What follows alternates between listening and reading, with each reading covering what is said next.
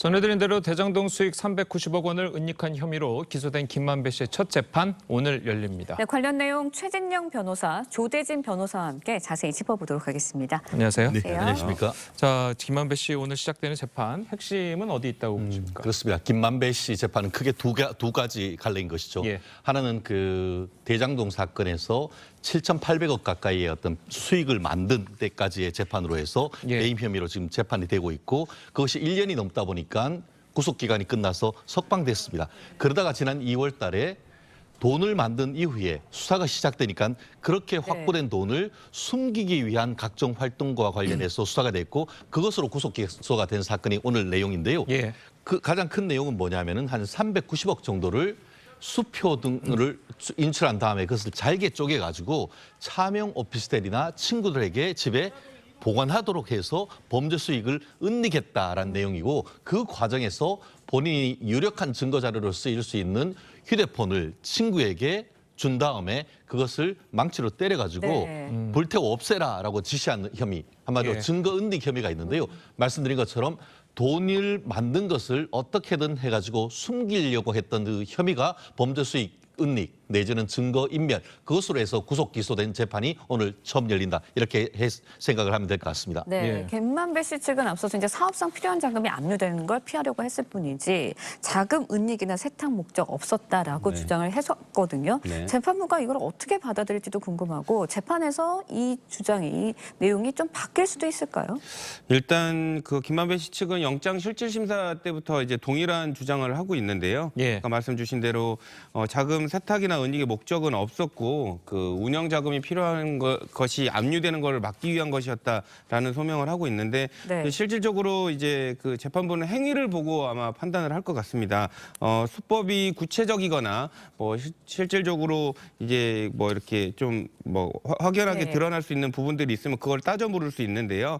왜 그렇게 했느냐는 부분을 설명을 설득력 있게 하지 못하면 오히려 김만배 씨 측에게 이제 조금 더 불리한 결과가 드러날 수 있을 것 같은데요. 예. 지금 김만배 씨 측이 설명을 하는 뭐 운영자금 때문에 압류되는 걸 막기 위해서 했다라는 부분들이 그렇게 설득력이 있어 보이지는 않는다라는 게 그 일반적인 입장이어서 예. 그러면 재판부는 이런 부분들을 왜 했느냐라고 뭐 깊게 따져 물을 것이고 답변을 제대로 하지 못할 경우에는 난처한 상황이 될 수가 있기 때문에 전략이 조금 바뀔 수도 있을 것 같다라는 생각은 좀 듭니다. 알겠습니다. 그래서 결국 뭐 유죄 받으면 은닉 자금 390억 원은 결국 추징 보전 이렇게 되는 건가요? 그렇습니다. 그 기본적으로 법률상 몰수 개념과 추징 개념을 좀 알아야 되는데요. 네.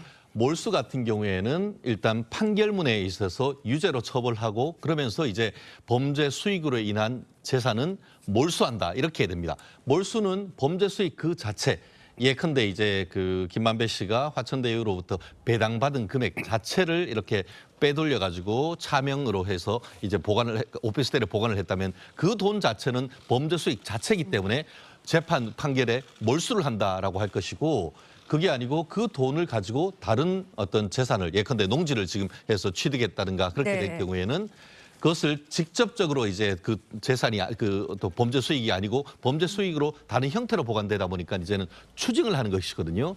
그러다 보니까 이번에 있었던 390억 같은 경우에 김만배 씨에 대해서 1심 판결 내지는 최종적으로 유죄 판결될 경우에는 이 또한 몰수 또는 추징이 돼서 국고로 환수하는 조치가 될 겁니다. 예. 지금 내용을 보면은 범죄 수익과 관련해서 김만배 씨는 1,270억, 네. 나아가 이 대장동과 관련해 가지고는 검찰이 전체적으로 2,070억 정도에 대한 것을 추징 보전돼 있기 때문에 만약에 관련되는 사람들에 대해서 뭐 어떤 그 유죄가 확정될 경우에는 총 국고로 2,070억 정도의 어떤 재산이 귀속되는 그런 내용이 될 것 같습니다. 네, 알겠습니다. 일단 검찰은 지금 김만배 씨의 은닉 자금이 이른바 50억 클럽에 흘러갔을 가능성을 염두에 두고 수사를 진행 중이다라고 전해지고 있는데 50억 클럽 의혹과 관련해서도 결국은 김만배 씨가 입을 열어야 뭐든지 좀 수사가 진척이 되든지 하는 거 아닌가요? 뭐 제일 중요한 분이기 때문에 뭐 김만배 씨가 그 입을 열어야지 진실이 밝혀진다는 건 뭐 당연한데요.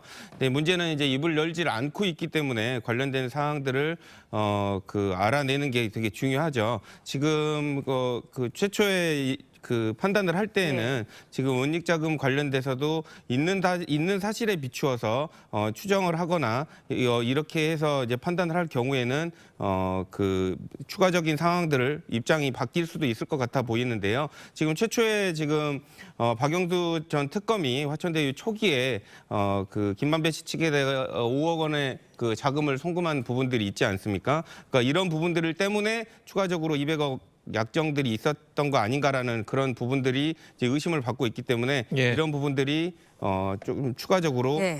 파악이 돼야 될 것 같습니다. 알겠습니다. 자, 그리고 이제 권순일 전 대법관 같은 경우에 이 이재명 대표의 과거 재판과 관련해 네. 재판 거래 의혹을 받고 있잖아요. 자, 여기서 만약에 김만배 씨와 이 권순일 전 대법관의 관계가 어느 정도 밝혀진다면 이재명 대표의 이제 재 관련해서도 혐의가 더 추가될 수 있는 뭐 그렇게 되는 겁니까? 어떻게 되는 겁니까? 그렇습니다. 그 말씀하신 것처럼 지금 그 권순일 전 대법관이 받고 있는 혐의는 부정처사 후 수뢰인 겁니다. 네. 한마디로 2심에서 300만 원 벌금으로 해서 당선 무효형으로 선고된 것을 예. 본인이 김만배로부터 50억 로비를 받고 판결 결과를 뒤집기 위해서 내부적인 대법관 회의에서의 어떤 로비도 하고 그 결과 실질적으로 이제 유죄가 무죄로 뒤집혔다라는 그런 혐의를 받고 있지 예. 않습니까? 이렇게 될 경우에는 50억 자체에 대한 수뢰뿐만 아니고 경우에 따라서는 이재명 전 대표의 경기지사 선거와 관련되는 공선법 위반의 재판이 새로 시작될 수 있습니다. 왜냐하면은 재판부 구성에 법적인 문제가 있을 경우에는 그 자체가 절대적인 상고 이유가 되는 겁니다. 경우에 따라서는 그것이 재심 사유가 되는 겁니다. 결국 만약에 이 부분과 관련해 가지고 이와 같은 것이 사실로 밝혀질 경우에는 단순한 이 부정처사 후 수뢰죄 문제를 넘어서 이재명 대표의 경기지사 선거 과정에서 공선법 위반 사건이 새로 시작돼서 재심 절차가 될 수 있기 때문에 이 부분은 단순한 권순일 전 대법관의 문제를 넘어서 이재명 대표의 추가적인 사법 리스크가 될 수 있는 부분이기 때문에 굉장히 귀추가 주목되는 사건입니다. 그 대법 판결이 나왔어도 재심이 가능한 건가요? 대법원 판결뿐만 아니라 1심이건 2심이건 어떤 판결이건 그 판결에 그 어떤 그 재판부 구성에 객관적인 문제가 있다든가 아니면 증인 얼마 전 같은 경우에도 뭐 그 이재명 그 대표가 유력한 그 사건의 유력한 증인에게 기억 안 난다, 잘 모르겠다 함에도 불구하고 수차례 어떻게 보면은 그 달리 증언을 해달라는 위증 교사 의혹으로 지금 추가적인 수사가 될 수 있다는 그런 내용이 있었는데 예. 말씀처럼 설령 대법원 판결이라 한다 하더라도 그 과정에서 문제가 있을 경우에는 재심 사유가 될 가능성이 매우 높다고 봅니다. 알겠습니다. 네, 50억 클럽 의혹에 연루된 인물들 보면 이제 법률 굉장히 밝은 분들이다 보니까 수사가 순탄치 않을 것이다라는 이야기도 있거든요. 네. 앞으로 수사 어떻게 전망하시나요? 뭐 말씀 주신 대로 이제 법률 전문가들이고 상당 기간 오랫동안 그 법 쪽에 그 재직했던 사람들이기 때문에 구체적이고 뚜렷한 증거가 없으면 당연히 부인을 할 것으로 보이고요. 뭐 인정하지 않을 것으로 보입니다. 그렇기 때문에 이러한 상황들을 뭐 수사기관도 뭐 잘 알고 있을 것이고 확실한 증거나 증언 뭐 이런 부분들이 뒷받침되지 않는다면 수사나 조사에 상당한 어려움을 가질 수밖에 없다라는 거를 충분히 인지하고 있을 것이기 때문에요. 이런 증거들을 확보한 뒤에 이를 전제로 해서 따져 묻는 이런 방식으로 수사가 진행되지 않을까 싶습니다. 예, 알겠습니다. 자, 오늘 두 분 변호